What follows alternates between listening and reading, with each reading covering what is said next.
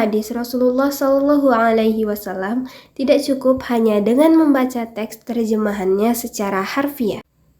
Jika hanya bersandar pada makna tekstual, kita berisiko terjebak dalam pemahaman yang kaku atau bahkan keliru dalam menangkap maksud yang sesungguhnya. Oleh karena itu, para ulama telah merumuskan metode dan kaidah sistematis agar kita dapat memahami hadis secara benar, utuh, dan kontekstual. Berikut ada 3 metode utama dalam memahami hadis. Pertama, memahami latar belakang hadis atau asbabul wurud. Langkah paling awal dan krusial adalah mengetahui asbabul wurud, yaitu sebab kronologi atau situasi dan kondisi saat Nabi Muhammad mengucapkan hadis tersebut. Hadis tidak lahir di ruang hampa. Ia seringkali merupakan respon terhadap pertanyaan sahabat, peristiwa tertentu, atau adat kebiasaan masyarakat Arab kala itu.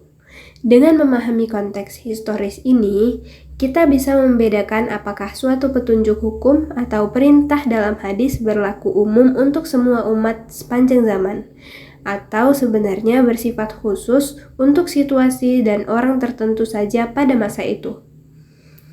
Yang kedua, menghimpun hadis-hadis yang setema atau tematis. Metode kedua adalah mengumpulkan seluruh hadis yang membahas topik atau tema yang sama. Jangan pernah mengambil kesimpulan hukum hanya dari satu hadis tunggal. Seringkali, sebuah hadis bersifat global atau mutlak. Sementara ada hadis lain yang memberikan batasan, rincian, atau penjelasan yang lebih spesifik. Dengan menghimpun dan menginformasikan hadis-hadis tema, kita akan mendapatkan pemahaman yang komprehensif, utuh, dan menghindari pertentangan makna antar hadis. Yang ketiga, membedakan antara sarana yang berubah dan tujuan yang tetap.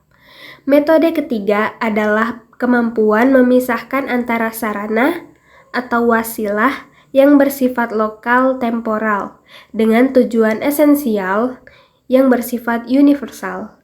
Banyak hadis yang menyebutkan teknis atau sarana kehidupan sehari-hari yang disesuaikan dengan budaya Arab abad ke-7. Sebagai contoh, perintah bersiwak untuk menjaga kebersihan mulut, atau perintah berkuda dan memanah untuk persiapan membela diri. Nilai esensial atau tujuannya adalah menjaga kebersihan dan memiliki keterampilan fisik yang kuat. Di era modern, sarana tersebut bisa berkembang dan disesuaikan, seperti menggunakan sikat gigi modern atau melatih keterampilan, teknologi, dan fisik yang relevan dengan zaman sekarang, tanpa menghilangkan nilai dasar yang diajarkan oleh Nabi.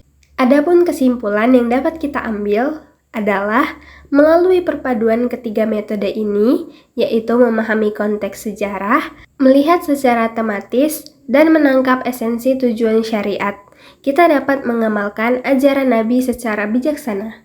Hadis pun tetap hidup menjadi solusi yang relevan, dinamis, dan rahmat bagi seluruh alam di setiap waktu dan tempat.